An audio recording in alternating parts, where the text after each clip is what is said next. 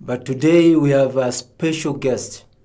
He's going to introduce himself, but as usual, my name is Peter Lusaya, your host, and I am Father Angelo Munduni Dema. Okay, apart from that, then we have our guest. So thank you very much for inviting me. My name is Dr. Peter Baofu. I'm an American visionary, an author of more than 180 different books in all fields of knowledge, the natural sciences, the social sciences, the humanities, and the formal sciences in all fields of knowledge in relation to the mind, culture, nature, and society, which means that I have engaged in more or less every single topic that you can imagine. And I have proposed more than 145 different new theories and visions of the human future, including some unified theories of everything. And I have been in more than 135 different countries around the world already, including many of them in North Africa, Eastern Africa, Central Africa, Western Africa, and Southern Africa, and the rest of the world. There's this agenda of gender equality that is being marketed across the world.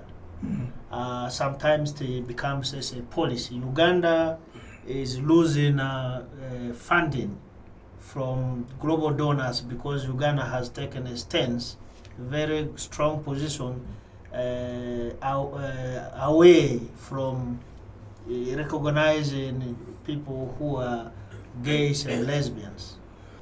What is your position? Should we sell these ideas to people who don't know about it? Mm-hmm. Should we say what happens in America, Europe, or whatever in terms of gender equality and the stereotypes? Should be the same thing that happens in rural Tanzania? Mm-hmm.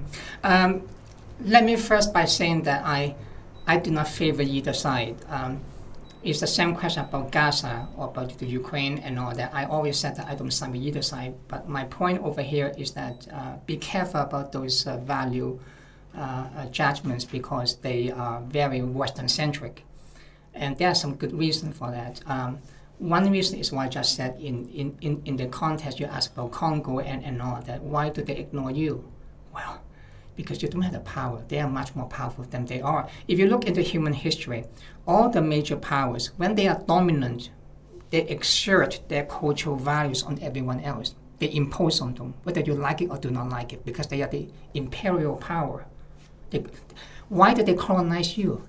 Remember the colonial legacy? Why? How come you did not colonize Europe? They colonized you because they are much more powerful than you are. Do they care about you? No. There's something about homosexuality, the value judgment. Now their values, in this case, the Western world is much more individualistic. In Africa, the value system is much more collectivist. People are not so individualistic as you are, let's say, in America or in Finland. And when you have a very individualistic culture, people often talk about me, me, me, me, me. So if I am a gay or lesbian, whatever that might be, you have to somehow accept my individualist assertion.